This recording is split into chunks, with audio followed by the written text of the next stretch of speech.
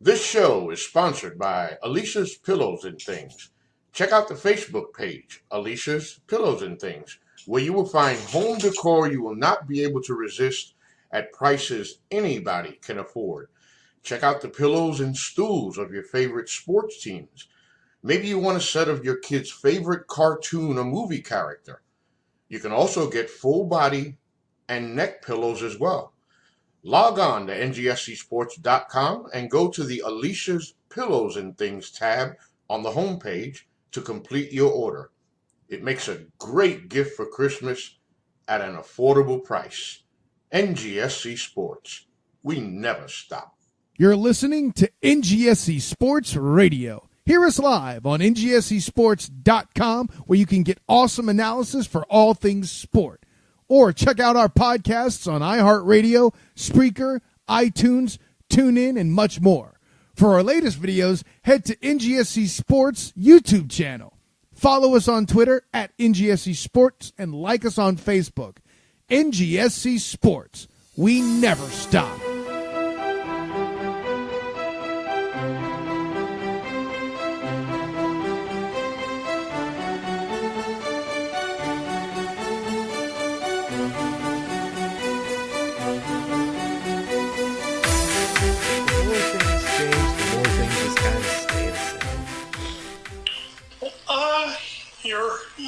Oh my goodness, my neck.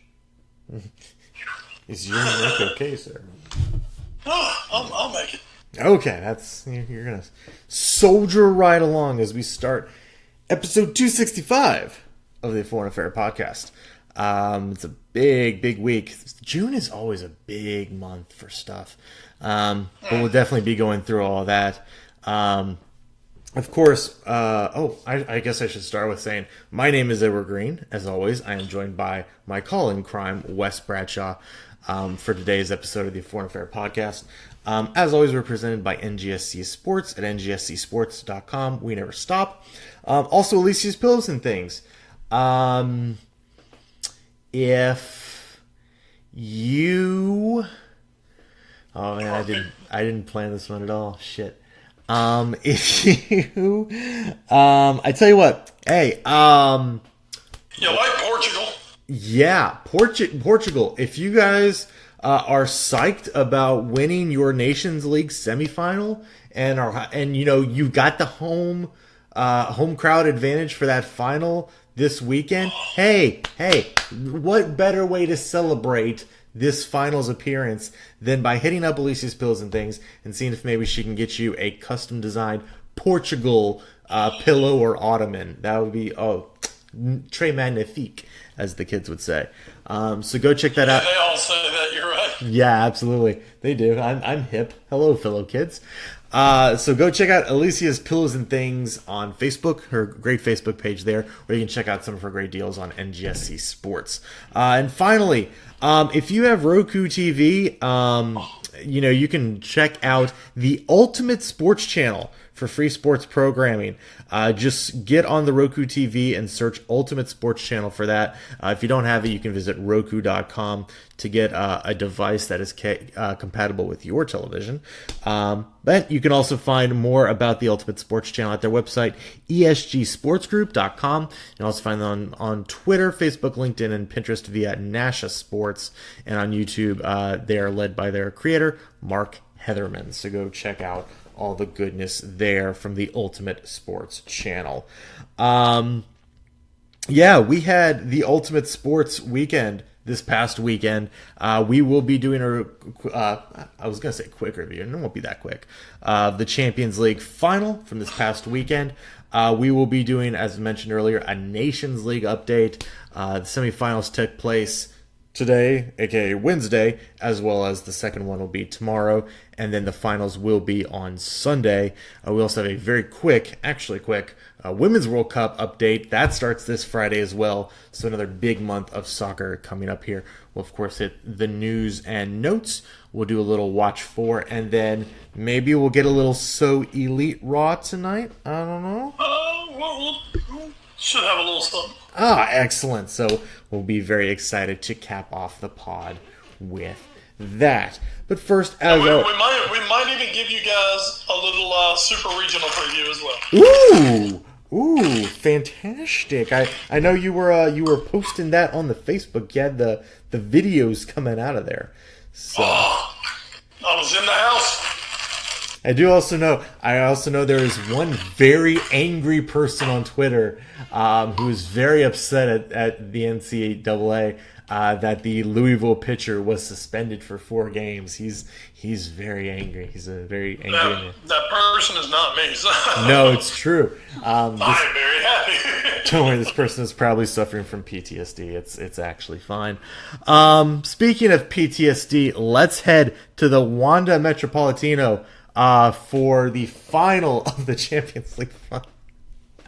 Now, okay, folks, just to reset the stage in case you've already forgotten, this was the biggest ever Foreign Affair / All New Sports Show derby. Yeah.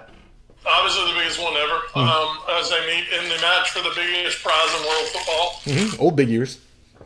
And at the end of the day, somebody in our had to come out on top. It's true. That is what the rules of the game prescribed. Somebody did have to win this game.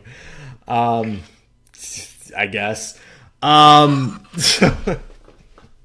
Sorry, I've been thinking about this for like the last 14 minutes. Still just makes me laugh. I'm gonna let you kind of take the lead here. Sure. So things, of course, started off with one of the most dynamic openings ever. That's right. Imagine Dragons live on stage. Just kick things. Is that even their song? I don't know if that's their song. Never mind. No, you're right. That's one of the Imagine Dragons songs. You are correct. Is it? Yes. I actually kind of like that song, but it's good. I doubt they played it. I don't know. I never actually went back to go see. So yeah, that opened it up, and hey, that was fantastic. And if you thought that was, well, just wait for the next 90 plus minutes of football, I guess. Liverpool got on the score sheet early, thanks to an early penalty, as Sadio Mane found the right arm of Musa Sissoko, upper body-ish kind of thing, for an early penalty, which Mo Salah took. That got Liverpool up 1-0, and then the next 86 minutes existed. I guess a bunch of missed passes, and ball, and as we kept kind of saying to each other, "Damn, that pitch is fast." Yeah, it's a very. As balls just kept going out of play. It was one of those where you're like, when you have a baseball team and you're like, hey, we know this team likes to bunt a lot, so we got to make sure they get fast so the balls come right to our third baseman so they can field it very easily. It's very, very interesting how Madrid decided to cut the grass on this pitch. So that happened, and then Divock Origi scored in the 87th minute. To put the game away and give Liverpool their sixth European championship. This one ends a streak of 6 straight finals. Jurgen Klopp had lost over the course of being at Borussia Dortmund and Liverpool. So that streak comes to an end. I don't know, like, I've been thinking about this the last couple of days, and I'm just like, I'm trying to rack up in my brain who I think gets, like, more than a 6 in this match if I was doing player ratings, and I come up with, like, maybe 3 people out of every... Oh, well, I mean, for Liverpool, it was obviously defenders and goalkeeper. Yeah, I think, like... It was like Van Dijk, Matip, and Alisson. Yeah, if I had to give it, I would probably give it to literally... both pairs of center backs, and I would even say I've been going back and forth if I'd give Lloris a 7 or not. Like, I keep thinking there's so the goals he gave up is a penalty, which certainly, yeah, I mean that's luck of the draw, basically. Yeah, and shockingly, he was really good at it throughout the rest of the season, even though he had been like historically bad at them. And then in the second, the Origi goal, he had to cover his near post with where Origi got the ball after the missed clearance. So there's not a whole lot he can do. And Origi also did. he had a tight angle that he needed to fit it in. So there's not a whole lot Lloris could have done. I thought on that. I thought Origi that was as well placed a shot as Origi's ever put where it wasn't coming off the bar against Everton. Yeah, absolutely. So I think at the end of the day, because I would also argue, or not argue, I would posit that Lloris probably had the toughest save of the match.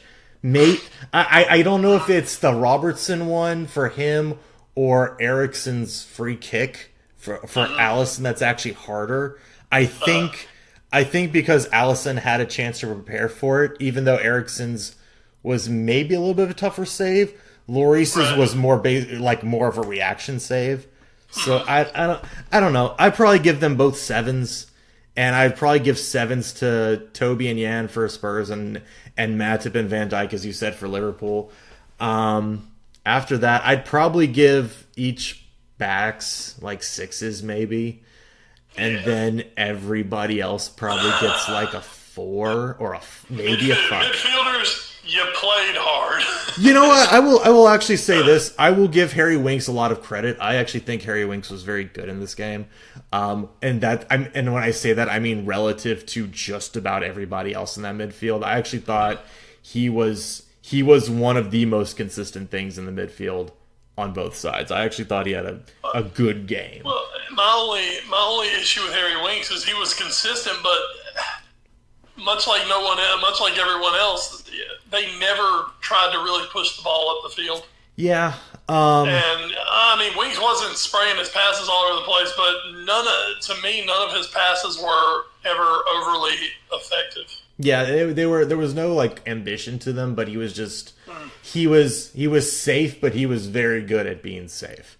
I think in a game, and it didn't end up mattering in the end, but I think in a game where a lot of people were very loose with the ball in midfield, that could have been a more deciding factor. It just turned out because both sides were not very good in the final third. It just didn't end up mattering really.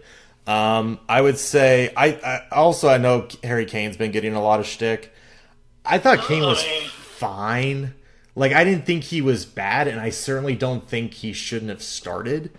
And I mean, he even did have that one pass that I know made me slightly hopeful for a second and had you with almost head in hands. That was eerily reminiscent of the pass he played that led to the goal at Anfield just a few months ago. But other than that, I thought Ali and Son were just not good enough in the final third.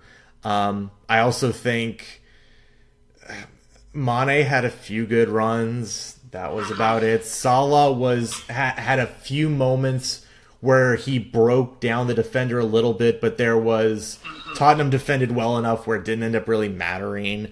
Firmino was largely irrelevant to where the only thing that we really talked about was how you thought he looked like an old detective with like from a 1980s like ABC Thursday night show or something. Yeah, and no substitute really did much. I mean, yes, Origi did score the goal, but I actually thought before that it felt like he was terrible before the goal. Well, and the thing is, like, the reason he came on, I felt, and you can correct me if I'm wrong because you know your players better than I do, obviously. I thought that the main reason he came on for Firmino was with the 1-goal lead. Yes, he does give you something going forward, but he also can hold up play very well. He just didn't do it. He was very bad at that. So like when if anybody out there is like, why isn't he giving Origi a 6 or 7? I'm like, because the 1 goal doesn't disqualify the other horrible badness he did. He was terrible before that. I mean, he wasn't doing anything right, and then he just had the moment of magic with his foot. Mora came on and did give some energy, but never threatened that much. Although Spurs probably did have their best 10-minute stretch of the match after he came on. Llorente. I thought Harry Kane in particular, I thought it was very telling. You know, he's not making that big of a difference. He had 11 touches in the first half. Yeah. And you know what? When you're a center forward, that's not your fault. Yeah. that's not your fault when you only have 11 touches. When you're the focal point of a team and you have 11 touches, I think that's not your fault. I also think another hard part about it just comes from the fact that, and after this, I'll shut up and let you talk because I've done enough talking. I think one thing that also made it very hard for Harry Kane is that after the early penalty, Liverpool's game plan, which was pretty much to sit back and hit on the counter, I feel anyway, became even more crystal clear that that's what they were going to do, almost to, I won't say park the bus, maybe throw it in neutral a little bit at times. This was not quite Jose Mourinho, but this was a very, we're able now to sit 8 men behind the ball and not let you do anything. And I thought that's also made it, for as good as Harry Kane is at full strength, while he wasn't quite there, he was certainly well enough on the day. But when Liverpool is able to sit 8 men back, and with the defense already as good as it is, the chances are just going to be so few and far between. There was still one in the first half where if Sissoko hits Son on a tight pass into the box, Son's through on goal and he's 1-on-1 with Alisson. And as good as Alisson was, I like Son's chances in that matchup. So, just little things like that. Spurs still had chances and they just didn't take them. Liverpool were, I guess, slightly the better team on the day and were the better team on the season. But this is going to be, in my opinion, one of those Champions League finals that's just going to kind of fade into the ether if you weren't really a fan of either team. So. Right. Well, the biggest talking points continuing on this is going to be more the stories around the match than the match itself. The stories, because Jurgen Klopp is such a huge figure and such a huge personality on the sport. So for, and he had been labeled, he was a bobbler. He couldn't get it done. He couldn't win the big one. Well, he won the big one. So you know what? That's off his back. So that's a good storyline from it. I think almost more the storyline is going to be what stems off of this. The questions surrounding Spurs going forward. Where do you go from here? Cropping up, Ericsson has made some statements in the last 24 hours about, maybe it's time for a new challenge. To paraphrase him, he's got to make those statements. There was some big paraphrasing going on by some English media outlets today about those comments. I was not thrilled with some of the paraphrasing done by them. Right. But yeah, you're right. Go ahead. So, that's out there. The Pochettino question. The Pochettino question is looking more and more like Pochettino's going to be staying this season at least. But it's still out there. The question, has he taken them as far as he can at this point? Are Spurs going to spend some money now because they've gotten this close? You've got to put some money into this squad. So that's kind of where it's coming from the Spurs angle. From the Liverpool angle, it is about, at this moment, it's about, let's lock up some guys. Let's make sure those contracts are nice and fat for them and everybody's happy with that, and, just keep it about the football and not having to worry about contract. There has been, there's, I wouldn't say it's a grumble, but it's more of just what he had said before. Apparently, Liverpool have gone to the table with Jurgen Klopp, wanting to make sure, wanting to lock him up for a longer deal. And Klopp has said, you know what, I think for now I'm just going to stick with what I've got because at this moment I may still be planning to walk away after 2022. Right. Which has some of us just going, okay, Jurgen, somebody pay this motherfucker. But apparently he was offered like a huge deal, something like £10 million a year. For the manager, that's huge money. Yeah. That is freaking Belichick saving money, So, that's more the questions is, where does Liverpool go from here? Can Liverpool turn this into a chance to win the league? Those kind of things. But the match itself, it was sloppy. It was a little drab. Just looking back on it, you touched on it. Liverpool got that early goal, and I think it just they almost did go well as far as Liverpool can. I think they did part the bus. Yeah, I noticed for the first time all season. I looked out there and 2 or 3 times noticed, my God, they have 2 banks of 4. Yeah. And Sadio Mane is playing at the top of the box. Defensively, it's like, wow. Okay. And I understood it, but it's kind of like you say, Spurs, where Liverpool feared Spurs is on the counter. Mm-hmm. So how do you stop the counter for Spurs? Well, let them have the ball in midfield. Okay, you're not hurting us. Mm. And just clog them up trying to get back. Clog up Son, clog up Harry Kane, Mora, Llorente when he came in. There was one play in the game that just kind of was, I guess, the symbol of everything for Liverpool and for how it was going for Spurs, where Son looked like he had 2 steps on Van Dijk and was going to go one-on-one on goal, and Van Dijk just cruised right into position, kicked it out for a corner. Mm-hmm. Just as easy, just like Van Dijk always does. Very smooth, doesn't look like he's sprinting. They say the term in England they use is he's a Rolls Royce. He's smooth and, he's gorgeous, but doesn't even have to be flashy. Mm-hmm. And that's what he did. Just that. All right, well, this is what I do. This is what Van Dijk does. He takes the ball off you and doesn't let you get around him. Van Dijk this season in 64 matches total was not dribbled by 1 time this season. Wow. That's insanity. That's insane.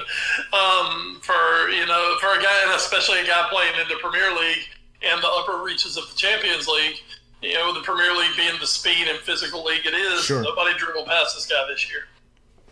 There is a groundswell now to give Van Dijk the Ballon d'Or. Van Dijk has said, no, you give it to Lionel Messi because he's messy. But that said, I do believe, when the voting does come out, I'm not expecting Van Dijk to win the Ballon d'Or. I expect Van Dijk to be at the ceremony, though. Yeah. As a defender, top 3 or top 4, however they want to do it. I think he belongs in that conversation this year. If for nothing else, not that he would win it, but, just to recognize that, the guy had an incredible season, had an incredible impact. Sure. On the club, obviously. And you know what? When you win a big trophy, it helps. It helps get you up there when you get a big trophy. And they lifted the big one. As for the match, like you said, Liverpool's forwards weren't great. Mane did what Mane does. Mm-hmm. Don't get me wrong. He was a little bereft of getting the ball where he needed it, though. The crossing wasn't terrible from the fullbacks. They just really weren't getting down enough to get them out and over. Mm-hmm. And a lot of that was because, once again, they weren't getting good link-up play from midfield. The one thing you can say about Liverpool's midfield on the day, they played hard. Yes. Defensively, as a defensive mid-rock, Fabinho was fantastic. Fabinho was, when it came to disrupting play, breaking things up, once again helping to shield against that Son and Kane. Fabinho was on point. His passing was nowhere near what it usually is. Henderson didn't seem to have the effect he's been having recently. And Wijnaldum and Milner, when he eventually came on, no one could really get anything going. Let me say, they would string together, both teams would string together a couple nice passes, and then somebody just overshoots somebody, and there goes. Yeah. And it was frustrating watching. Firmino was obviously just, I think he was fit to play. I had no problem with him starting, but he was rusty. A lot of rust. Same on Harry Kane. Mm-hmm. Not even match fitness. It's just complete rust from both of those guys that you saw. Salah on the day, I'm so glad that Mo got that penalty. Because, that kind of put him in a good place going forward. And also, it was a nice little something from last year. Mm-hmm. Of course, where he was, brutally assaulted in front of millions of people and nothing was done about it. Fuck you, Ramos, you ass clown. But Mo Salah was kind of in his I'm on the huge stage today, so I'm going to try to score a hat trick. Everything else be damned. Mm-hmm. He kind of had that little vibe going to him where it's like, why did you shoot that fucking ball? Why did you shoot that ball? Why did you shoot that ball? It's like, damn it, Mo, one more pass, and maybe you're walking to the goal with that ball on the pass back to you, but, you're going to try to take it from an angle. And it didn't work. Origi came on, as we said earlier. He was terrible and then put in a fantastic goal. So, the statue is, I think they've broken ground on the statue. So, but, where Liverpool were fantastic. Start in the middle of that defense. We talked about Van Dijk. He's the Rolls Royce. Van Dijk did exactly what Van Dijk does. Very quietly, the guy who didn't get any of the praise for what happened, Joel Matip was immense. I mean, Matip and Van Dijk combined, when you can completely marshal a line of Harry Kane, Heung-min Son, Lucas Moura coming in, Llorente, I don't think Llorente ever touched the ball once he got in. Mm-hmm. And it was those two big center backs. They did their job. They were fantastic. And then actually Matip ended up with the assist because I believe he's the one who set up Origi for the goal. Mm-hmm. So those two are immense. And then here's the thing about Alisson Becker. Alisson only had really maybe one or two what you would call like top saves. Mm-hmm. But for a Liverpool fan base that just a year ago cringed and, vomited and nearly died having to sit through Loris Karius in the final. Because, you sat right beside me for the final. I did. And you saw exactly how it was. There were routine shots that Alisson had no problem with. I'm sitting there, oh, God, oh, Jesus, help me. And, Alisson would just catch it like, Wes, what is your problem, bro? I got this. And that was such a huge thing for Liverpool. He didn't have a wobble. He did not drop a ball. He didn't have a bad punch. He did everything absolutely perfectly on the day. Now, his passing out was kind of like everybody else's. It wasn't great, but I didn't give a shit. I just needed to stop balls today. Mm-hmm. And he did it perfectly. He fully commanded that box. He did everything that a top-class goalkeeper is supposed to do. And I think on that stage, I think right now you've got to have Alisson in that talk, I think, for top 3 goalkeepers in the world. Mm-hmm. Some could put him in number 2, however you want to, but I think he's definitely up in that rarefied air right now with the Jon Oblaks of the world. And, obviously Ederson is up there in that conversation, and Ter Stegen. Yeah. Ter Stegen and Alisson, I believe, were named as the goalkeepers of the competition. Yeah, I think so. Yeah, and I fully believe he's right up there. I think right now, top 3 in the world are Ter Stegen, Alisson, and Oblak. Yeah. So with Ederson so freaking close, it's not funny, but I think those 3 are kind of in a class ahead right now.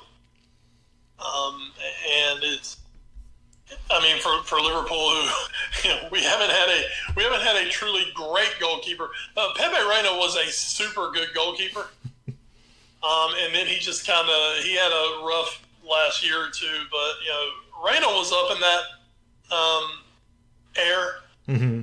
But I think Alisson is a true world class, one of the best goalkeepers in the world, and that's just something we haven't had in a long time. Right. And it was big. But at the end of the day, I think that opening goal, Liverpool were able to fully implement their game plan, and they didn't have to get too adventurous or leave themselves open at all. Mm-hmm. At the end of the day, based on the season, this is a Spurs team. This is a good Spurs team, don't get me wrong. This is still a team that lost 19 matches over all competitions this year. Mm-hmm. So, really, when you compare them and Liverpool, they lost 19 matches total. Liverpool lost 4, 5, 6 total. 2 in the domestic cups. The two cups. They lost 1 in the league, and they lost all 3 of their away matches. Yeah, that's right. In the group stage. Oh, okay, 7 because they lost to Barcelona. That's true. Okay, yeah, they did lose that one again. 7 over 4 competitions. They lost 7 matches this season. Liverpool are just. I mean, Liverpool, to me, are one of the three best teams in the world right now. City's up there. Yeah. However you want to put it. City's up there. They won the league. They won treble. And even though how it ended for them, I think maybe you put Barcelona as that other team up there. Mm-hmm. But I don't think Juve were quite on the level. No. Obviously, Munich weren't on the level this year for that. PSG weren't on that level. Those are your other major league champions. Obviously, the Premier League had the best race down to the end for the championship. And I think those two in Barcelona are three best teams in the world this year. And I think for Liverpool, it was a very deserving trophy for Liverpool to walk home with. Because it would have been an absolute travesty for this team to have the season they had and to not come home with a trophy. Right. So I think they deserve it. Klopp has now 3 years in Europe with Liverpool, has been to 3 finals. He's won one. One of them was a 50-50 toss-up, and the other one you were playing a much better Real Madrid team. Yeah. So next year, I guess now we start to look ahead for the 2020 Champions League final. It will be in the town that we call Istanbul. Oh boy! For the first time since One Night in Istanbul in 2005. Mm-hmm. I mean, a very romantic notion. Yeah, that's not going to be easy at all. But also something we can look ahead to. The pots have been announced. Mm-hmm. I don't have them in front of me, but I'm going to try. I can pull them up here pretty quickly. Okay. I'm going to try real quick. Liverpool, City, and Chelsea Yes. are all in pot A, as well as, of course, Barca, PSG, Juventus, Bayern Munich. Mm-hmm. And there should be one more. Russia, whoever won from Russia. Is that it? The Russian team? Yeah, Zenit. Zenit's in there. Okay, so Zenit. Spurs are in pot B, correct? Mm-hmm. Yep. Okay, and they absolutely should be up there. So, we go ahead and start getting ready for the next Champions League. There are some teams in the pots that have to get through qualifying. Mm-hmm. Ajax, I believe, is going to be in pot 2 this year. Are they in pot 2 or are they still in pot 3? They actually have to qualify. They are not yet. They have to qualify. Okay. Yeah. Okay. And of course, we'll see. We'll see what team they have when it comes time for Very the qualification. But never start looking ahead too soon. Yeah, that's true. So, so Champions League 2019. I guess this is our fond farewell. Mm-hmm. Just throw you one more stat out there. So now all-time European Cup Champions League, Real Madrid still lead the way, 13 total. Mm-hmm. Winners, medals, times they've lifted the cup. AC Milan sitting in second place now with 7 total times they've lifted the cup. Mm-hmm. Liverpool break a 3-way tie for third as they become only the third 6-time winner ever of the competition. And now Barcelona and Bayern Munich both are now tied for 4th with 5 cups. So, as for Liverpool, I think there's a much better chance of Liverpool getting to 7 before AC Milan get to 8 at this point. Yes. Manchester United are sitting down there with 3 and will not be adding to that total next year by any means, as they will be playing Europa. And I believe Ajax may have 4. I believe Ajax have 4 because they won 3 straight and then won another one in the. I believe that's. Let's see. I think we can really quickly performance by club. Juventus have been there a lot, but Juventus only won it like twice. Juventus have won it twice and been runner-up 7 times. Right, they've been there a lot. They just. Yep. So yeah, after Bayern and Barca, it's Ajax with 4, and then it's Inter and United with 3. Then Juventus, Benfica, good old Nottingham Forest, and Porto with 2. And then let's see who's got Single 1. Winners. Celtic, Hamburg. I believe it's pronounced Hamburger. Hamburger. FCSB, which is a Romanian club, Marseille, Dortmund, Chelsea, Feyenoord, Aston Villa, Eindhoven, and Red Star Belgrade. So that's right. Man City and Pep Guardiola still bringing up the rear at 0. Yeah, in fact, now same number as Leyton Orient. Hey, to be fair, they're in this performance by club chart here on Wikipedia. City are not on this list because they have also never been a runner-up. So, no? Hey, Tottenham, we're now on a list that City's not. Hey, yay. Chris Jericho, you just made the list. Oh, yeah. So, right now, Atletico Madrid have been the most times without winning once. They've been 3 times. And yes, Juventus have been the most runner-ups with 7. That's insane. Jesus. Well, Juventus always seem to, get there, and they would just hit somebody who was just on a damn roll. Yeah. Juventus won it in '85. They beat in '85 at the infamous match in Heysel, where they had the disaster and 39 fans died that day. Right. And then I want to say they won it maybe in the early 2000s. Let me quickly bring... Or was it they won in the 90s or the 2000s? Let me bring back up this real quick. Let's see. Juventus. Juventus won in 85 and 96.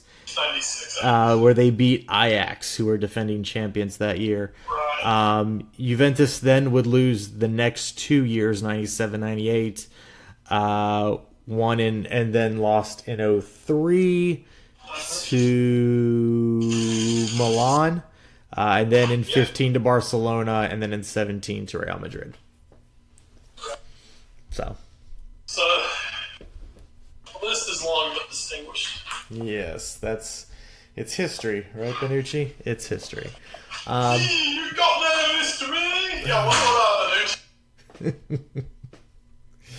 Oh, man. Probably because he's not giving time to anyone. That's true. He can still eat it. Good for you. So that's going to do it for our Champions League talk on the day. Now, Wes has to immediately gird his loins for potentially another weekend with a final. Oh, God. Another big final. Oh. The biggest final of them all, the Nations League final. Oh boy! So big that I literally forgot the score updated. Yeah, so damn big. So big. Oh, it's gonna be Kane versus Van Dijk again. Oh boy. So first of all, Portugal and Switzerland were on one side of the bracket. Portugal with a big 3-1 victory over Switzerland today. Cristiano Ronaldo with a hat-trick, as he is basically Portugal at this point. Sorry, Bernardo Silva, you know it's true. But they get... Felix. You might be the next Ronaldo, but you're not the current Ronaldo. Very true. Switzerland did get their goal through Ricardo Rodriguez on a penalty in the 57th minute, which, as Wes and I were talking about before the pod, had the interesting process of... Switzerland getting what they thought was a penalty on one end, not being awarded by head referee, who I'm trying to find out what his name is, Felix Bridge of Germany. And then the play went right down to the other end for Portugal. Portugal earned themselves a penalty, but then they stopped it before the penalty was taken, went to VAR, and ended up re-awarding Switzerland their penalty. So that was Switzerland's only goal of the match. Granit Xhaka was terrible as usual, and he allowed Portugal to get their third. So haha, Granit Xhaka, haha again. So Portugal do get the win in their home country, because that's how this works. And so tomorrow, Thursday, by the time you listen to this, it'll probably already have happened. England will be taking on the Netherlands. Oh my God, huge! It's coming home. Yeah, there you go. Football's coming home. Oh my God! Oh, and it's basically going to be England Spurs and Liverpool again, as most of those teams are back on England's roster. Wes, I feel like you summed it up pretty well when you didn't even remember this was happening until you got the score update today. Any feelings at all going to this Nations League semifinal and then potentially final on Sunday the 9th? I mean, I'm not hating on the Champions League. It's just, Champions League. I'm not hating on the Nations Cup. It's just, God, it just like snuck up on me like so fast. You know, we just finished with. I mean, I'm still getting the champagne out of my red T-shirt from the weekend, and suddenly it's like, oh, okay, now for the big international tournament final. It's like, oh shit, that's right. I mean, from my vantage point, hey, of course I want England to win. Of course. But if they don't, then immediately the Dutch, who in the past I've despised the Dutch, as you well know, now they're my second favorite team. Thank you, Virgil and Jeannie. Yeah. Because of you guys, yes, I will definitely pull for the Dutch, especially over the Portuguese. Yeah. Anybody but Ronaldo winning another major trophy that he can then throw in Messi's face. Had to win a solid 2 matches in this tournament to get it. Seriously. But England, I'll give it to England. I'm guessing the Dutch are going to be ready to play, don't get me wrong. But England are really kind of going in on this. Mm-hmm. So, I mean, I think they're going to be ready. Judging from last summer, they've done a pretty damn good job. Yeah. So, come on, you lot. Yeah. Make us dream. This is the one that our grandfathers told us about. Yeah. The Nations Cup. Yeah. Except the fact that our grandfathers have been dead and this just started like a year ago. But anyway, we'll tell our grandkids about it one day when it's the fun tournament. But anyway. Oh, yeah. Yeah. This will be a fun one, boys. England.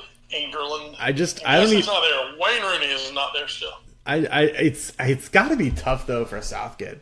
Like, do you play Danny Rose? Do you play Dele? Do you play Jordan Henderson? Do you play Jordan Henderson? Do you play Harry Kane? Yeah. Do you play Trent? And those are probably, just looking at the roster right now, those are probably all your best players. So I don't know. We'll see. Hey, I guess technically the Dutch have to answer the same question with Van Dijk and Wijnaldum, as you were saying. The answer to that is yes, they're playing Van Dijk. Yeah. I guess we'll get that dream duo of Van Dijk and De Ligt. Yes. Oh, and apparently Liverpool may be back in for De Ligt. Oh God, I hate this. Everyone's in for De Ligt, damn it. Come on. Oh. You know what? You should get your local Macclesfield team to get in on the league too, just for Macclesfield Town. Yeah, there you go. That's the one. Matthias, don't worry about going to Barcelona or Manchester United or Liverpool or Real Madrid. No, come play in the Northeastern League. Hey, if we do really good, maybe we'll get into the two. Yeah. Oh boy. You'll be a legend. Proper ledge. Proper ledge. So yeah, that whole thing is taking place. I guess an important thing about this is if you win the Nations League final, you do automatically get to qualify for Europa 2020 for whatever that's worth. So cool. There you go. So cool. I guess I've always felt about this. If you can't qualify for them, you don't need to be there. But yeah, didn't Netherlands miss out on Euro 2016 or whatever? They kind of missed out on like everything recently. They missed out on the World Cup and the Euro. Yeah. So I don't know. Netherlands might want to try and go ahead and do this, but otherwise, England's. Seriously now at this point, if you've qualified for the final of a tournament, if you're there, you're in it to win it. Yeah, sure. I guess you're in it to win if you're there. So. Right. So yay, that's how that's going. So that's the Nations League, and then finally the Women's World Cup is kicking off this Friday from France as the host country takes on South Korea at the Parc des Princes in Paris.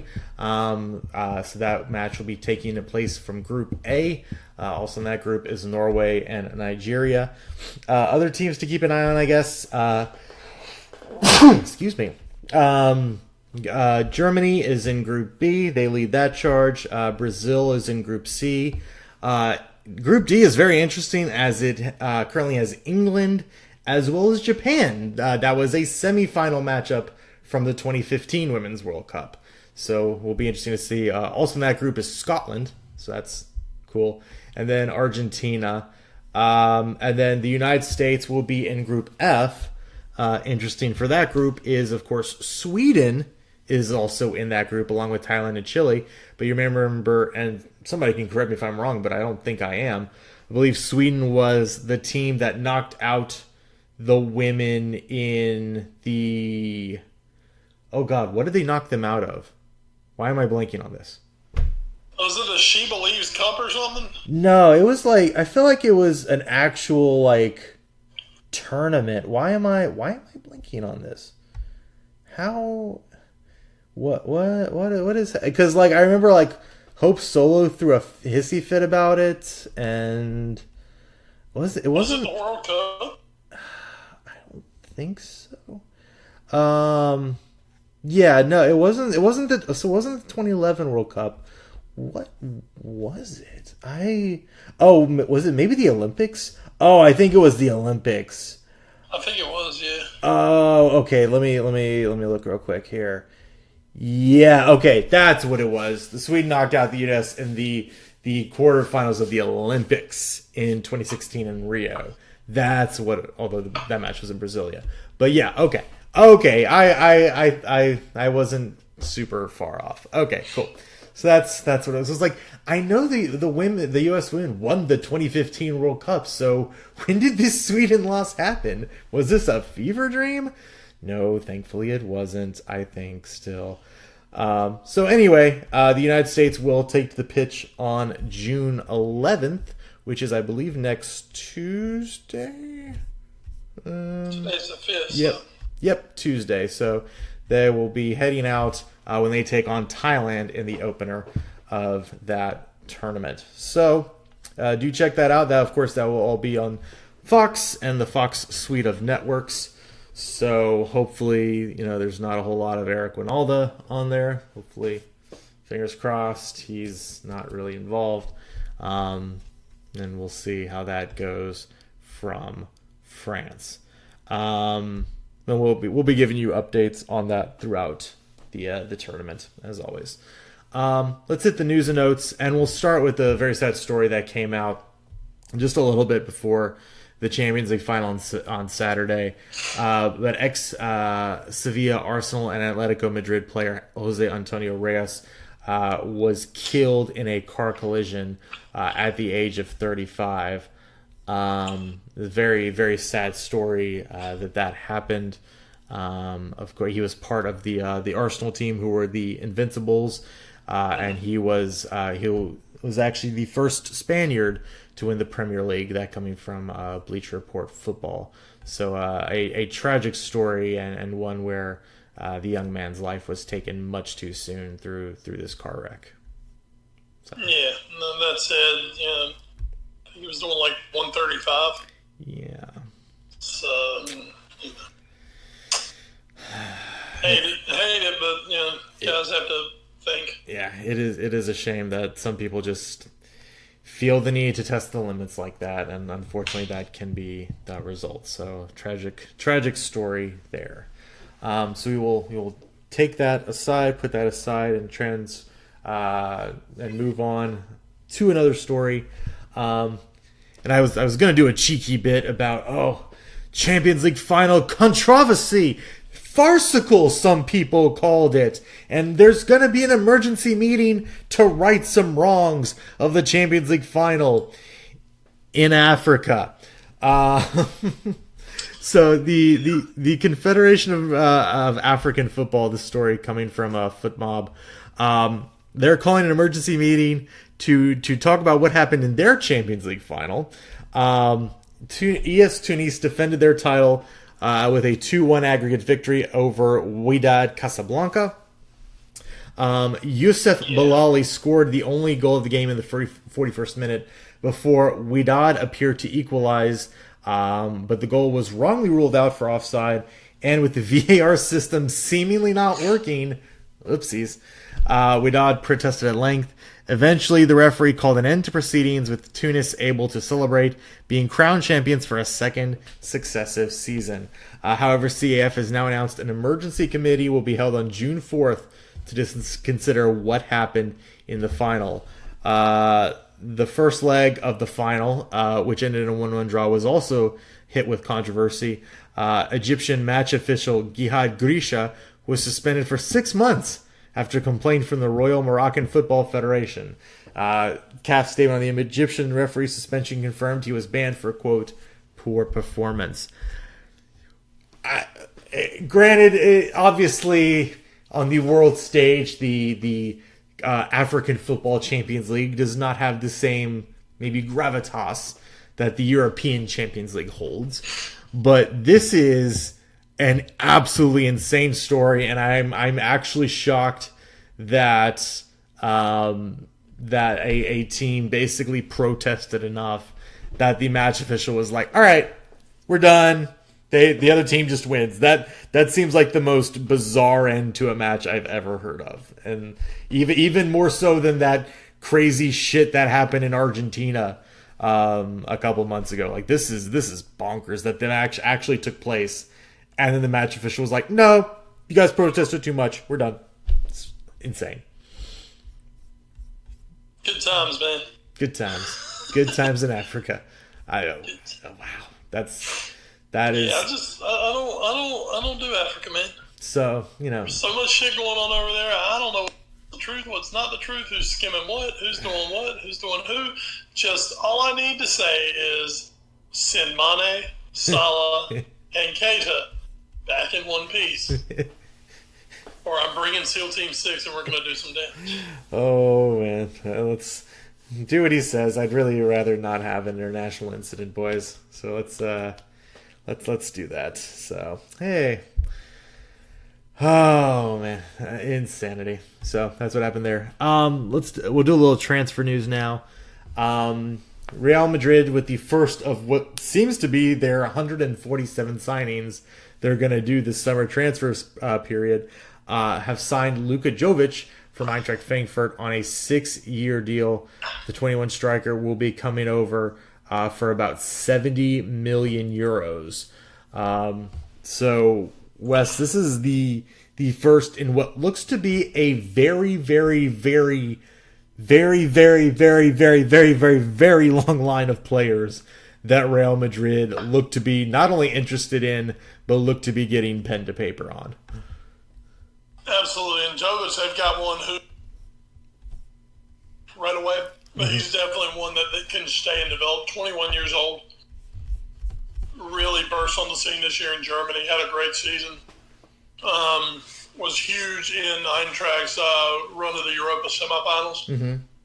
It's going to be a step up for him, but he's a really good player. And just to throw some on top of that, what a piece of business by Eintracht Frankfurt. Yeah. Who had him on loan from Benfica, had I believe it was a 10 million euro option to sign him permanent. Mm-hmm. Exercise that option and then turn around and sold 70 million pounds to Real Madrid. Pretty tidy profit. I mean, exercise the option like 6 weeks ago and turn around and sold for 70 million to Real Madrid. I mean, just amazing business for them. Reports saying Eden Hazard I heard a report earlier that they've come to a number on that. It's like 100-something million. I think it ended up being about like 90 million pounds. Mm-hmm.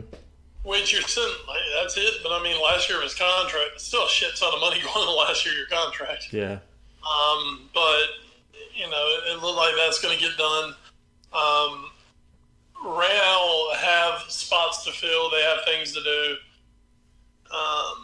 It doesn't look like they're going to get Neymar or Kylian Mbappe this summer. Mm-hmm. So, that's a good start for him, though, Jovic. And then, if you bring in Hazard, that's already a tidy little amount of money. Of course, could be a lot of outbounds as well for Madrid this summer. So it could be a very different looking squad come August and into September for Real Madrid. Yep, Pogba's name has been floated around as somebody who might be joining there, so we'll see if that's the case. I do just want to mention, since you mentioned Neymar, real quick. With the rumor that he might be going back to Barcelona, I'm not going to really comment on that right now. But if he ends up going back to Barcelona, oh boy, that will be, kids. Let me just tell you what that will be. I don't know what must see TV would be for an audio podcast, but I will have thoughts on that. Let's just put it that way. I will have big thoughts will be expressed in that podcast.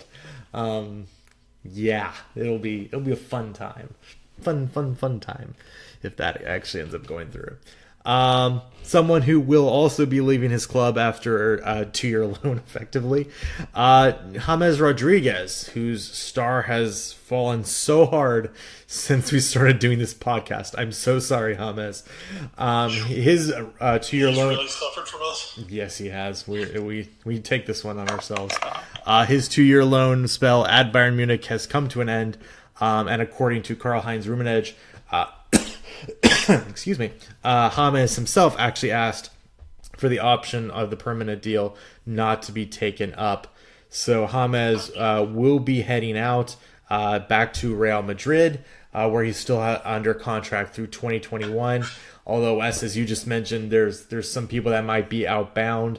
He might be one of them. He's 27.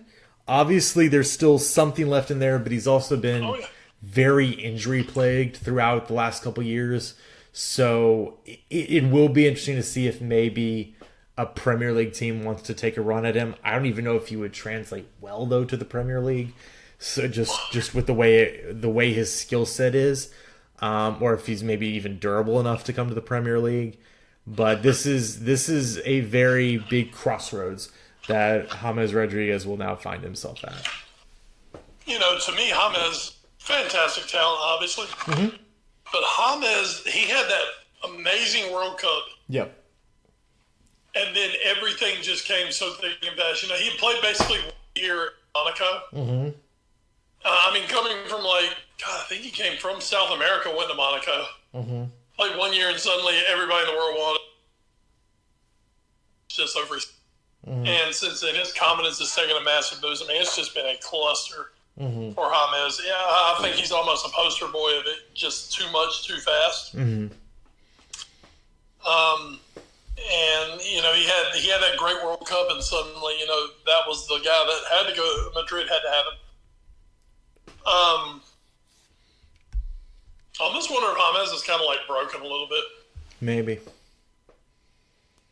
In which case, going to Arsenal or something. I don't know if that's really sad.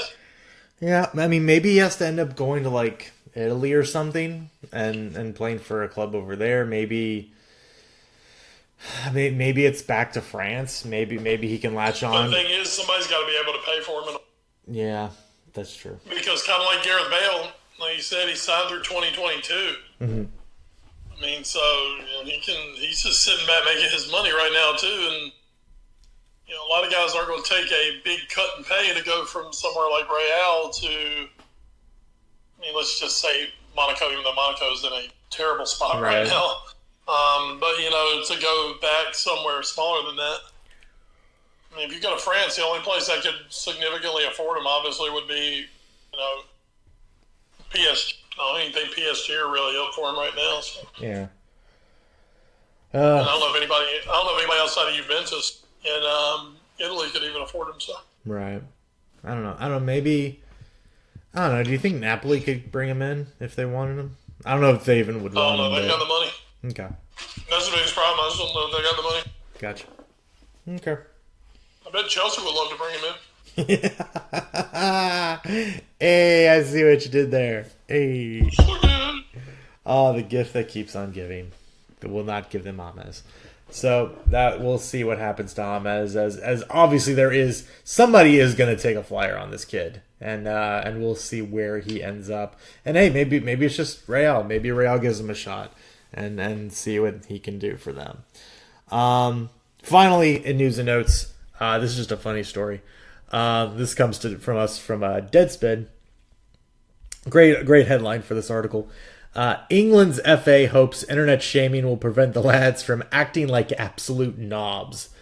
So there was a video put out by the English FA on their Twitter account that the tweet reads, "You wouldn't normally do this, so what makes football different?"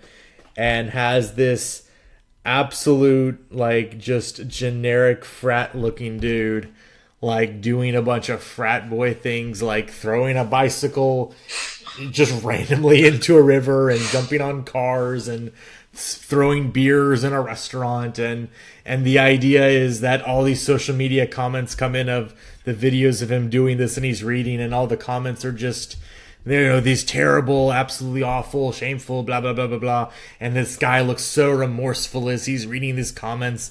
And then Gareth Southgate comes at the end and is like, lads, we need to be great people and come together and represent our country well, and blah, blah, blah, blah, blah. And it's just like, come on, guys. I understand the spirit. I get it. I do. If you think this is going to work, it's not. So I assume that somebody just needed to do this to tick a box that said, we tried. And then that's it. So this is I don't know if you actually ended up watching it, Wes, but this is one of the more silly things I've seen on the internet this week. And I've seen a lot of silly things on the internet this week. I haven't saved, ready to watch YouTube sometimes. So. Oh my God! Just absolutely stupid. England fans are going to England. It's terrible and they're awful. But if you think this is going to be the turning point, I'm sorry. You're very, very sadly mistaken on this. So. Anyway, go ahead. I do have one more thing to add to news and notes. Sure, go ahead. A couple things. We mentioned, the media darling Neymar earlier. Mm-hmm. So Neymar apparently is getting some scrutiny for, and this is just, wouldn't scrutinize him. It's just a complete douche move, which that's Neymar. Speaking of the bros and the sorority fraternity guys, Neymar's a bro. Mm-hmm. So Neymar showed up for Brazil training yesterday, I believe, in like a $40 million Mercedes helicopter. What? Just landed on the field and dropped him off for practice. Cool. Because he's Neymar. And tonight they played a tune-up match, and he left on a stretcher. Wait. Oh God, I didn't. Just go ahead and look that up. I'll just leave you with that little. He was stretchered off the field tonight, injured 9 days before Copa. I hadn't been paying attention after I saw they went up 2-0. Let me throw this. Let me. Oh God, that was like right after it too. A troubling sight for Brazil as Neymar limps to the tunnel with a massive ice pack wrapped around his foot and ankle. He won't be able to continue and is replaced by Everton, not the entire club. Just one man named Everton, which is funny because Richarlison is also on the pitch in that match. And, whose parents hated them enough to name them Everton? They threw an accent over the E to try and fool people. Those people were like, you know what? We think our son's going to have some talent. We're not that convinced he's going to be that good. So what can we name him? How about we name him the 9th best club in the Premier League? He takes no pleasure in saying that. I guess as well as we're throwing on news and notes, of course, there's also been a lot of talk of Maurizio Sarri going over to Juventus and how everybody thinks it will be an absolute betrayal of everything. He wants to... Oh my God, did you hear the Sarri press conference, what he said in there? No, I didn't actually. He went on this whole long soliloquy of, like, once again, I'm paraphrasing, I don't have it in front of me.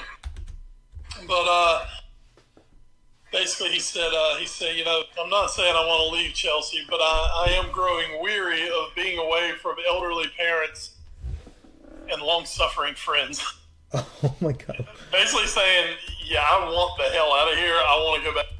Give a shit. Take my ass to Italy. Look for that. That was like within the last day or so. Oh my god.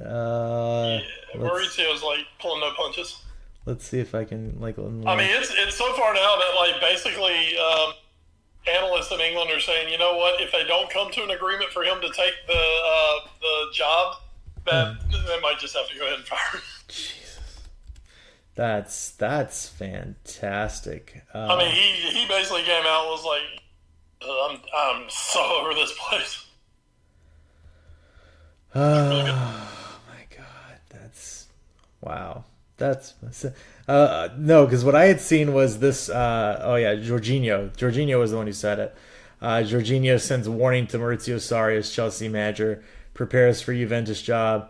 Jorginho, who followed Sarri to Stamford Bridge last summer, would hate to see Sarri at Juventus next season, and believes such a move could be seen as a betrayal by Napoli fans. Well, Napoli Juventus is like, that's a big time rivalry. Yeah. So basically, a lot of teams have big time rivalries with Juventus over there because everybody just fucking hates Juventus. Yeah. But you know, my thought was, well, sorry. So Jorginho should start packing his bags because you know Chelsea would love to get rid of Jorginho. Maybe Jorginho just really doesn't want to go to Juventus. Maybe that's what he's doing. It's like, damn, man, how unwelcome can you be where you were like the golden child that the guy had to have and season and you're stuck there? It's shit. Lastly, I swear to God, this will be the last one we do. Just because I saw this on Metro while I was skimming through stuff, and please, nobody take this as gospel. This is probably bullshit, but we'll see, I guess. Pierre-Emerick Aubameyang has removed his main picture and deleted his biography from his Instagram profile page, which of course showed that he was an Arsenal player, and now it no longer says that. And there's been talks of a Chinese club coming in for him. So, hey, one of the bright spots last year, and with I think there's been Italian clubs linked to Lacazette. So, cool, good for you, Arsenal. Good for you. I just want Wenger to come back at this point. I mean, oh man. Anyway, from that, let's head over to the watch for. Wes, what are you watching in the week that was or the week that will be? Bruh. I'm going to give you a movie that I've been seeing the previews for because, as we know, I go to a lot of movies. Yes, you do. And I'd seen it. It looked pretty good. And I was like, well, I might go see it. I might not. It just so happened to work. I went and saw Booksmart. I've heard a lot about this one. I forget who's like the person behind it. Well, when you get into the movie, you'll see people. You'll be like, okay, I know. Oh, it's Olivia Wilde. Olivia Wilde, I think, was like the director. Olivia Wilde's the director. Yeah. Jason Sudeikis is in it. Standard. Minor role. Also minor roles for Lisa Kudrow and Will Forte. Oh, okay. Holy shit, Will Forte just... Oh my god. I mean, Will Forte was like the little scene stealer when he was in there. It was just so funny. I went into this movie, it kind of worked time-wise with the schedule I had when I went and saw it. You know, it was like I had some time and what was on. So, you know what? I think it's going to be pretty funny. Holy shit, I laughed my ass off. Wow, okay. Do not let a child even stand outside the movie theater while you watch this. It is vulgar. It is over the top. It reminded me of Superbad with two female leads. Okay. It's somewhat Superbadish. Who's my girl from horror? Billy Lord's in it. Carrie Fisher's daughter. Oh, okay. Yeah, she played some big parts on American Horror Story the last few years. Oh, she is an absolute scene stealer when she's in it. Just magnificent. I would, if you don't mind the raunchy comedy, it actually has some deep themes. Mm-hmm. It's one of these movies you're laughing, suddenly you're like, oh wow, yeah, you're suddenly kind of thinking. It does get you thinking. Mm-hmm. It takes Superbad. It does have a lot of the sophomoric hijinks, mm-hmm. but it also tackles things such as I'm trying to think how to put this. LBGTQ. Yeah, those guys. It does have some themes of that. Characters. She's a lesbian. She's open about it, but they do have some thematic things where, things happen for her for the first time, and that's more. They still present some things in very funny ways. Don't get me wrong, but at the same time, it does get a little deeper with that. Mm-hmm. I would highly recommend it. It is God. I laugh so hard. And like I said, when Will Forte is on the screen for about his 3 total minutes, wow. So Booksmart, I definitely recommend it. It's not going to pass Endgame on. It's not the blockbuster of John Wick 3, but it is a sleeper, just really, really, really funny movie. Well, I was going to say, does that make this Wes's surprise hit of 2019? It might be. I was absolutely dying in it. Well, from the very beginning to the end, I was dying. There is another movie that they run. They actually run a red band trailer for it before this comes on. And it's a movie that's coming out later in the year. It's called Good Boys. Oh. Have you seen a preview for that by any chance yet? No, let me quickly pull this up here. Yeah, Good Boys. It is that's gonna be one of those that's gonna have you cringing, dying, laughing, and going, "Holy shit! I can't believe this is happening on a screen right now." I can't wait for that one to come out. I'm probably gonna die when that one comes out. Okay, that's an interesting description of that movie. Okay, I don't even know what the description is. It's just I'm gonna die. I'll read it right now. The description according to IMDb for Good Boys. 3 6th grade boys ditch school and embark on an epic journey while carrying accidentally stolen drugs, being hunted by teenage girls, and trying to make their way home in time for a long-awaited party. And Will Forte is also in this one, so... Oh, thank God. So there he... I need all the MacGruber in my life. Apparently. Oh my God. Jacob... Yeah, just watch the Red Band trailer after we get off. Yeah, it is just like, holy shit, what is going on here? This is insanity. Well then, all right. Yeah. So that's my watch for this weekend, and watch Archer. Yeah. Always watch Archer. Yeah.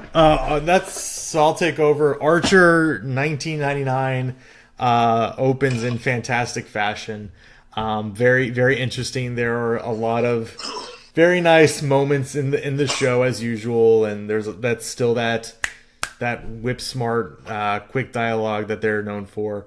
There are a few jokes I feel like, and I even turned to one name producer Jackie because she also, like me, watched Firefly, and also really loved that very short-lived series with the beloved Nathan Fillion. And I was like, is that a Firefly reference you think? And she's like, yeah, that's gotta be a Firefly reference. So that's a hooray. So yeah, there's also, I'm pretty sure there's some Aliens references in there as well, with Krieger. So that's good. But just a lot of fun. I'll be interested to see, because I believe this is the last season. I'm interested to see how we get back to the present, if we get back to the present, back where Archer was laying presumably dead in a swimming pool. So we'll see if we get back there. My other story, or other show I've been watching, I've only made it through one episode of the series, and I think there's only 6 episodes total of this series. I don't know if there's going to be a season 2 yet. Is on Amazon Prime, and it's called Good Omens. and it features Martin Sheen and David Tennant, who was not Killmonger, Kilgrave on Jessica Jones. He was the Doctor on Doctor Who. He was Barty Crouch, I think was his name, in Harry Potter. He's been in things. We know who David Tennant is at this point for the most part. He plays exactly. He plays a demon who befriends Martin Sheen's character at like the beginning of creation, who is an angel, and they form like this kind of partnership on Earth, and they're sort of friends, and then it comes about to modern times, and it's like, oh yeah, hell is ready to start the apocalypse and start the final battle against heaven, and heaven's like, well, I guess it's time we do the apocalypse then. Let's get ready to fight. And these two, this angel and this demon, are like, but we like Earth. We don't want to see it be ripped apart in the apocalypse. We would really like to actually save these people, these humans we have grown fond of after watching them for the last 2,000 some years. So they hatch a plan to stop the Antichrist from basically coming into his own and starting the apocalypse. So through one episode, it's a lot of fun. It's very fucking British. It could not be more British if they slapped the fucking Union Jack as a watermark on it. But if you like Monty Python, could be more British than if they lost on penalty. It's actually true. So if you like stuff like Monty Python and that sort of, like, I don't know, quirky is, I guess, sort of a word you could use for that kind of British humor. If you like David Tennant, it's a no-brainer. He just fucking chews up the scenery in this one as the demon that he is. And it's adapted from a Neil Gaiman book. Neil Gaiman, who has been a somewhat prolific modern sci-fi author. This was adapted from his book that he's been trying to get adapted into a show of some kind for, I think, like 20 years. Has been getting good reviews. The first episode is great. I can't wait to watch the rest of it on Amazon Prime. So very, very big recommendation for Good Omens. Very, very good show, that one. So that's my watch for. But hey, speaking of some good omens, maybe there's some in the world of wrestling that Wes Bradshaw can share with us as we hit the So Elite Raw portion of the podcast. Wes, what you got for us? Oh, we've got some things that have happened this week. Some things we're getting forward to. WWE, those superstars have gotten on a plane and gone overseas to Saudi Arabia for the Super Showdown. Yay! It's being highlighted by two of the hottest young names in wrestling, Goldberg versus the Undertaker.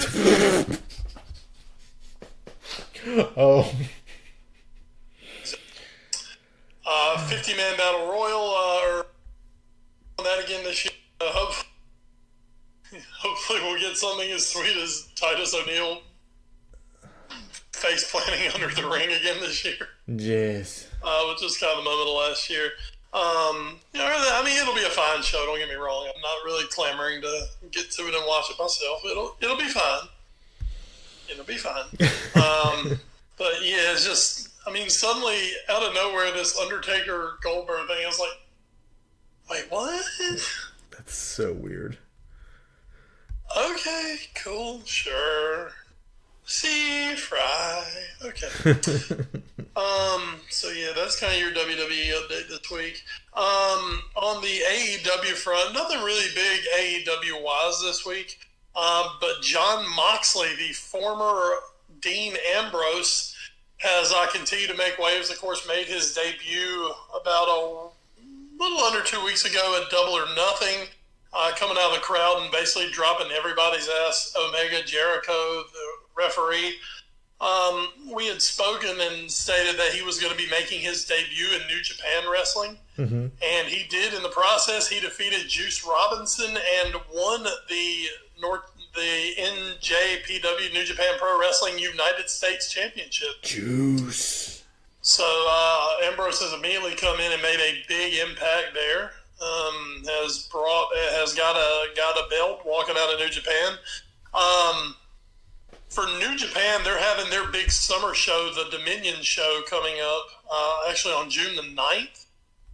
And Ambrose he's not being advertised as being booked on it, but you figure with him going and winning that title, kind of figure if he's over there, he's got to make an appearance there. Mm-hmm. So that'll be something to definitely keep an eye on going forward. But, for Moxley, that's awesome, man.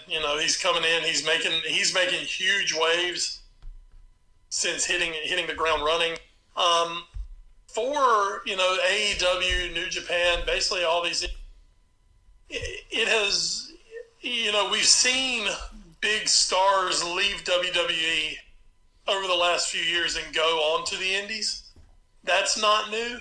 But what is new is to have someone who was at the level that was at to basically say, yep, I'm leaving WWE and I'm going out on my own. Cody Rhodes, Cody now, as he has to go by. When he left, it was a big deal, but it wasn't that big of a deal to WWE because he was at best a lower mid-card guy who has just exploded in popularity, obviously, since he's gotten onto the independent scene. Other guys have left and have found great independent success, but Jon Moxley is the first guy who really left near the main event scene and has gone right into the independents and is making these huge waves. I guess you could kind of say Jericho did, but Jericho's such a different animal because it's not like Jericho's not a 24/7 active wrestler anymore. Jericho left WWE and then appeared in New Japan, but it was months later and it was after touring with his band. With Jon Moxley, it's like, okay, he's on WWE TV this weekend. 2 weeks later, holy shit, here he is at Double or Nothing. 3 weeks later, now he's the NJPW United States Champion. He's one of the hottest guys in AEW. He's one of the hottest guys. He's maybe about to be the hottest name on the scene. And, that's big, because WWE usually doesn't lose their guys that they want. And Moxley is he's the different guy to that rule at this point. And he has that big name recognition. As soon as people just realize, oh, Jon Moxley's Dean Ambrose, okay. I think he has an opportunity to go places where few guys have gone before just because of his run in WWE, isn't it? It's not CM Punk. Now, CM Punk could have done this, but CM Punk walked away and hasn't come back. Yeah. So for Punk, it's different. Ryback was a guy who was a big name when he left, but even by the time he left, he was a lower mid-card guy. He had been up in the main events, but he wasn't anymore. Dean Ambrose, Jon Moxley was literally, part of the hottest act in WWE, a week before he left because they were still running Shield shows. So to have a guy like that, I'm just guessing that right now that dude is and is basically calling his own shots as he goes, which is a position that, that's what he wants. Able to, have a day to things like that. So, he's getting it, and that's awesome, man. That's exactly what you want to see. Is a guy that good in that business to be at a really, really phenomenal place right now. And the fact that it's not WWE, that only helps the rest of the wrestling world.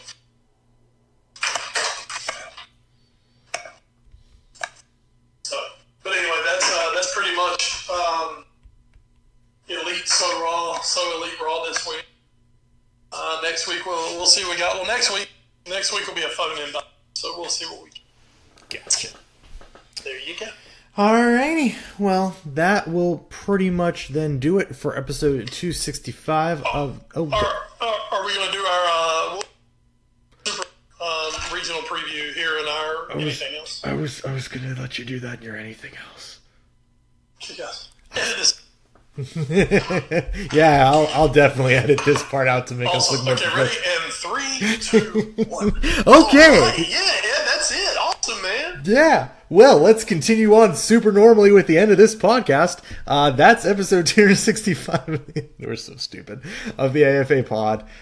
Thanks again to our presenters, including NGSC Sports, Alicia's Pillows and Things, as well as the Ultimate Sports Channel. You can find all of them on the internet under their pseudonyms, as well as us on Twitter. We go by @AFA pod for our collection. Wes, you are...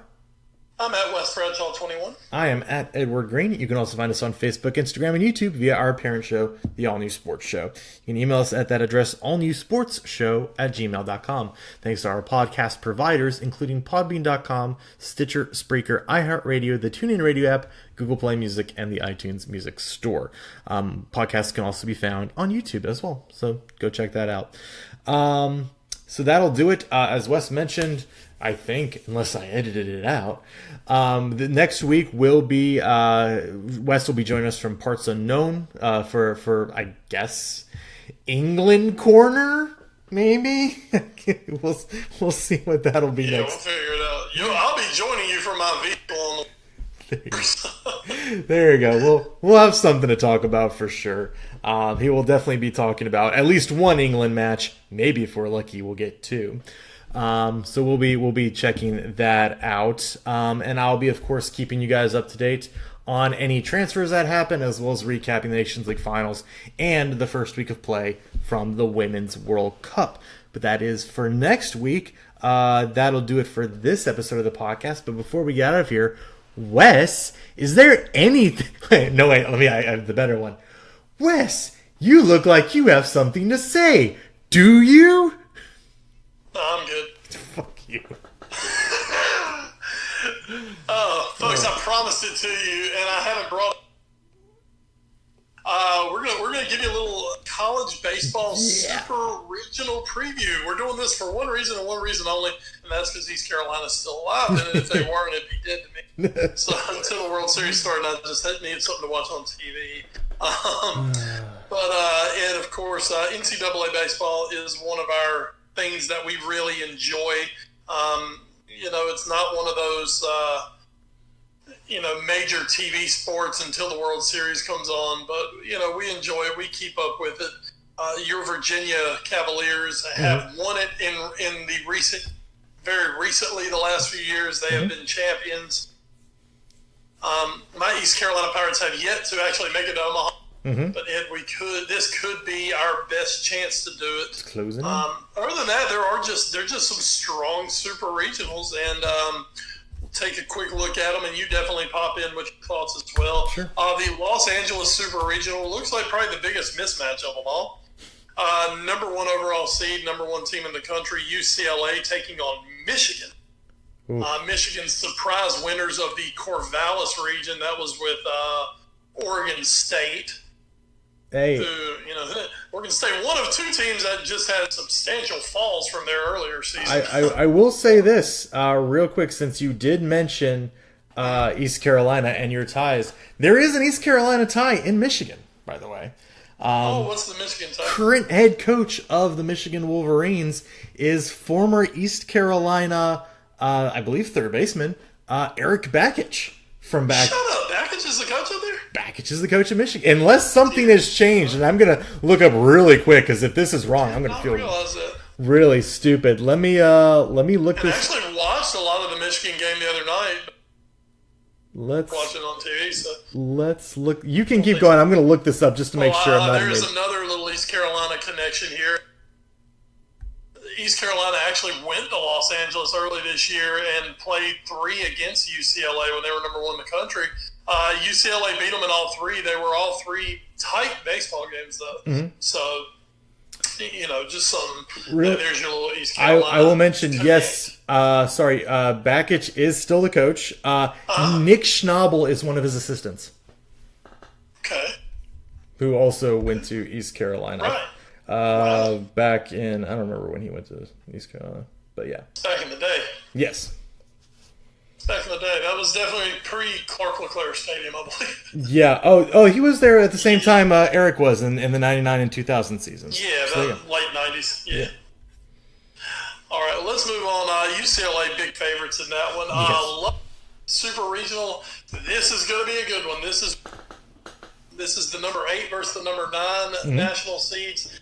Texas Tech and Oklahoma State. That's big. Yeah. 2 teams from the same conference. That is going to be absolutely fantastic. These two, the Big 12 regular season champ was Texas Tech. Oklahoma State was the tournament champs. Red Raiders, Texas Tech actually swept the head-to-head series in April. Mm. So, Oklahoma State's got some revenge on their mind. It's going to be a lot of fun. That's going to be a good one. Texas Tech is your favorite in it. But, you put those two together, that's going to be something. Another conference versus conference, Fayetteville Super Regional. We're not talking about Fayetteville, North Carolina. No. Not Fayetteville State. You can take us back to this Fayetteville if you want to. Though. Yeah, we'll go to this Fayetteville. I'm good. Fayetteville Super Regional, Fayetteville, Arkansas. The Razorbacks of Arkansas versus Ole Miss. The Arkansas Razorbacks, the runner-up a season ago, were literally a strike away from winning the World Series a season ago. Yeah. Weren't able to finish it off. It has been 4 years since the national runner-up made it back to the World Series. That was Virginia in 2015. Mm-hmm. Lost to Vanderbilt, and then 2015 came and won the whole shebang. Arkansas has a chance to do it. They absolutely blistered through their regional. So they're looking good right now. Ole Miss, though, at the same time, they blitzed through their regional. Both teams are really killing the ball. Ole Miss has reached the College World Series in 2014 was the last time they got there. And I think, Arkansas is the favorite, but I think this is a really, really, really, this could be the best series of them all. Mm-hmm. Yeah. Ole Miss and Arkansas. This should be fantastic. So, get to watch that one. Kind of a surprise in the next Super Regional. Obviously, LSU is there, and not surprising to see Florida State there. But this season, it's surprising to see Florida State because they were. Yeah. But they kicked the shit out of Georgia twice in Athens. Yeah, that really disappointed me, obviously. But they are there. Oh my goodness, Mike Martin. Martin. He has announced. Everybody's known his last season at Florida State. Mike Martin is he was basically the Jurgen Klopp of college baseball. Yeah. He can always get there and never win it. I think, God, how many times have they been to the World Series and not won it? A lot. Oh, here we go. Okay, Florida State has made 17 Super Regionals in 21 years under the current format. So, and then obviously multiple trips to the College World Series, but won it. Also, they have never gone on the road and won a Super Regional. Wow. So, and they're going to Alice Box Stadium. That's one of the toughest places in the country to play. So LSU is definitely your favorite there. Nashville Super Regional. Everybody expected Vanderbilt to be there. Vanderbilt seed in the tournament. And they are playing the first of our 3 North Carolina teams in there. Duke Blue Devils. It's the SAT Super Regional. It is. Oh, my God. I mean, there is going to be so many smart kids on this field. I mean, it's crazy. The IQs definitely outweigh the batting averages. Even though these are 2 good teams and Vanderbilt's elite, they're fantastic. They have one of the best lineups in the country by far. Duke was the 3 seed in the Morgantown Regional, which, you're thinking, wait, West Virginia baseball? Hello. But they beat West Virginia and Texas A&M to close out that regional as the 3 seed coming out of the regional. That's big time, man. That is freaking big time for Duke. And Duke is one of those programs, man, they're so moving in the right direction. And we got to see that some more this year. And congratulations to the Blue Devils. I think it's probably going to end here. Yeah. But, I mean, it's been a fantastic run here for Duke. Next one up, this is the one that the eyes of Wes Bradshaw will gaze upon longingly, the Louisville Super Regional. We kick it off at noon on Friday. Louisville and East Carolina. East Carolina were favorites to win their regional in Greenville. So what do? We went and lost to Quinnipiac in the first game. Put ourselves behind a massive 8-ball, and then came out and won 4 games in 2 days and absolutely ripped the freaking cover off the baseball. The top of our lineup, all good, strong North Carolina kids here when we start going down at Bryant Packard, Turner Brown, Alec Burleson, Jake Washer, Spencer Brickhouse. As I said, all good North Carolina kids. They have just been tearing the ball up. Jake Washer had 4 bombs in the regional. Bryant Packard is a Greenville kid, a D.H. Conley product. He's one of the best leadoff hitters in the country. Alec Burleson's a 2-way star. Spencer Brickhouse is a freaking monster of a human being.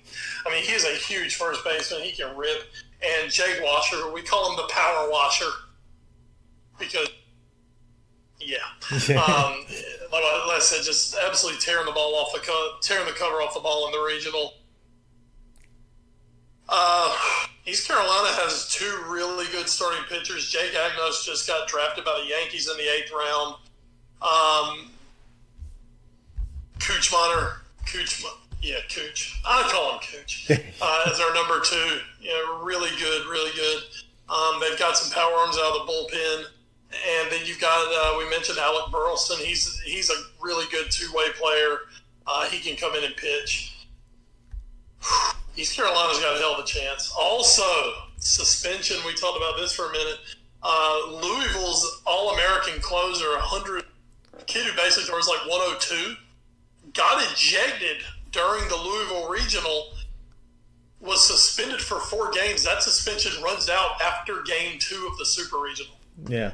So East Carolina go up there with where Louisville's missing a huge piece of their staff. And if East Carolina can go get game 1 and game 2 and book our first ever trip to Louisville, oh my goodness. You mean Omaha? Omaha, yeah. Well, it was our first ever trip to Louisville. That's true, yeah. Yeah, we already booked that one, but if East Carolina can book it, and edit that one out. In 3, Yeah, sure. 2, 1, here we go. If East Carolina can get that trip booked to Omaha, Oh my God. it will, here in of course, Carolina fan, which you're not, you do know what it would mean for East Carolina to get there. The long-standing promise of and to our legendary coach Keith LeClaire. Sure. That was the dream, was Omaha, and we've been close. We've been close multiple occasions. Have never been able to get. This is one of the best East Carolina baseball teams I've put my eyes on. Very good. I think we're going up to Louisville. I think we're going to get it. And I will openly weep when Cliff Godwin wears the number 23 to Omaha. So it's going to be amazing. Going to be amazing. Anyway, let's keep going. Starkville, a couple more regionals. Starkville. This should be an interesting one. Mississippi State versus Stanford. Yeah. And maybe not your traditionally great Stanford team, but Stanford's still very good. They do have a good ace in Brendan Beck. That's an interesting one. If Stanford can survive the atmosphere at Mississippi State, they've got a chance. So we'll see what happens there. And this is one you might have something to say about it. Chapel Hill Super Regional, North Carolina versus Auburn's our 3rd team out of the state of North Carolina. Yeah. The Tar Heels, I mean, they blasted their way through their regional. Yeah. They kicked ass. Kicked ass. So, good of them. Michael Bush was a first rounder for the Tar Heels. He's fantastic. Aaron Sabato, ACC Freshman of the Year, first team All-American. He's had a magnificent season. They take on an Auburn team that stunned Georgia Tech. And literally had in the first game of that regional, well, no, not in that one. With their second game when they played Georgia Tech the first time, hit a walk-off grand slam. Wow. To win that game and put Georgia Tech behind the 8 ball. North Carolina has a very good opportunity here. I think they didn't really want a piece of Georgia Tech again, I don't think. But Auburn, they're like, okay, we're looking good. And also, hey, now that I get it in Chapel Hill instead of having to go to a... So, out of it, my predictions, I think you're going to see UCLA. I'm going to take Texas Tech. I'm going to take Ole Miss to beat Arkansas. I've just got some feeling there. LSU over Florida State, Vanderbilt over Duke, East Carolina over Louisville. I'm going to take Stanford to knock off Mississippi State, and I'm going to take Carolina over Auburn. So, man, potentially two North Carolina teams, if my predictions go right. You're going to have two North Carolina teams in the series. And my God, if Carolina and East Carolina draw each other at the college, Jesus Christ, buddy, I mean, you talk about two fan bases that don't like each other. Except during basketball season when a lot of these... Yeah. That's a bad joke that runs around this part of the state. You'll have to deal with us there. If East Carolina and Carolina play the College World Series, you want to talk about the bragging rights running down off of that one? You want to talk about just, like I said, two baseball fan bases, baseball and football fan bases that truly despise each other. That would be something to see those two show off in Omaha, especially when they beat that ass. Well, let me tell you this. Just judging by how I'm looking at this bracket right now.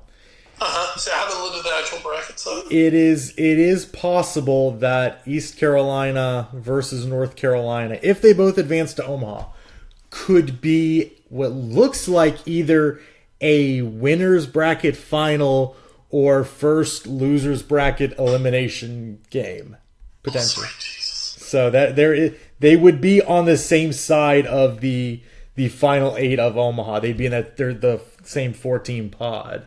I don't believe they would play each other in the opener. East Carolina, it looks like actually all 3 North Carolina teams would be in the same pod. It looks like. Oh wow! And it would be if they both advanced. If somehow Duke beat Vanderbilt, Duke versus East Carolina would actually be the first game. Ooh, that'd be interesting. Spicy. Yeah, I'm not really looking forward to having to go to Omaha. But at this point, just get my ass to Omaha and we'll go from there. Just get me there so we can say we've been there and we'll go from there. Yep, so there's your college baseball preview. We're down to Sweet 16, Super Regionals. If you flip it on, it is a great weekend to watch some baseball. The Super Regionals are usually really good. So. Yep. Damn, son. Damn, son. Well, there you go. That is going to do it for this edition of the Full and Fair podcast. So, from my call in crime, Wes Bradshaw, I am Edward Green. Thank you so much for joining us here. We will catch you guys next week in asynchronous fashion. Until next time, stay safe and enjoy the football and baseball. Folks, it is officially at this moment, officially the 75th anniversary of D-Day. Big thanks to those guys who stormed the beaches 75 years ago, jumped out of the airplanes, did everything to free the world from tyranny.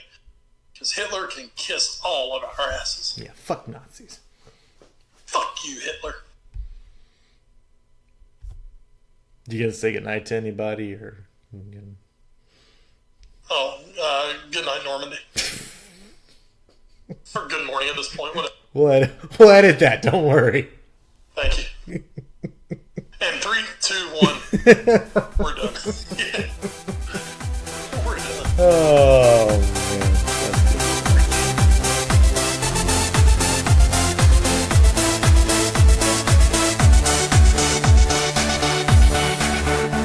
This show is sponsored by Alicia's Pillows and Things.